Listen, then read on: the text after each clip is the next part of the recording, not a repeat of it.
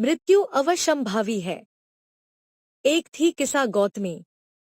महात्मा बुद्ध पर उसका अटूट विश्वास था। उसका पति नहीं था। उसका एक छोटा सा पुत्र था और उसका वह एकमात्र पुत्र शैशवावस्था में ही एक दिन अचानक चल बसा।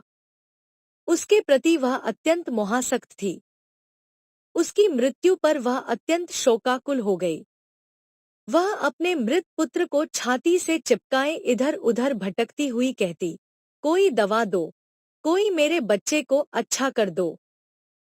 लोगों ने उसको बहुत समझाया कि मृत पुत्र का जीवित होना किसी प्रकार भी संभव नहीं, किंतु उसकी समझ में नहीं आया। उसकी दयनीय स्थिति देखकर एक सज्जन ने उसको महात्मा बुद्ध के पास यह कहकर भेज दिया कि वह सामने के विहार में जाकर भगवान बुद्ध से इसकी दवा मांगे। वे निश्चय ही उसका दुख मिटा देंगे। किसा दौड़ी हुई गई और मृत बालक को जिलाने के लिए भगवान बुद्ध से रो रो कर प्रार्थना करने लगी।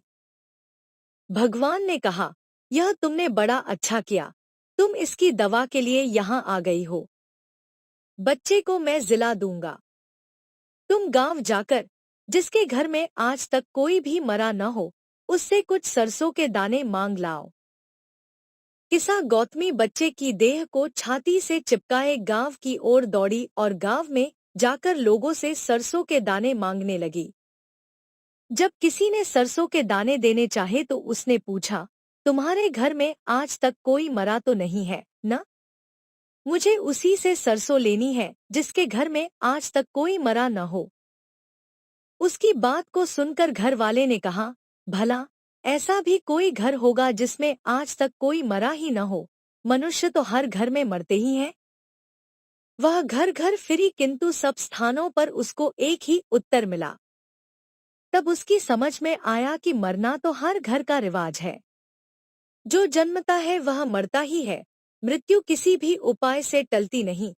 टलती होती तो कोई क्यों अपने प्यारे को मरने देता? जब उसकी समझ में यह बात भली प्रकार से आ गई तो उसने बच्चे का अंतिम संस्कार कर दिया और फिर भगवान बुद्ध की शरण में जा पहुंची। अपनी सारी कथा उनको जाकर सुना दी। भगवान ने उसे फिर समझाया, को जाकर सुना दी। यहाँ जो जन्म लेता है उसे मरना ही पड़ता है, यही नियम है। इसलिए मृत्यु का शोक न करके उस स्थिति की खोज करनी चाहिए जिसमें पहुंचकर फिर जन्म ही न हो। जन्म नहीं होगा तो मृत्यु आप ही मिट जाएगी। कहानी समाप्त हुई। कहानी आपको कैसी लगी? लाइक या अनलाइक करें, कमेंट करें, सब्सक्राइब करें, मित्रों को शेयर करें। धन्यवाद।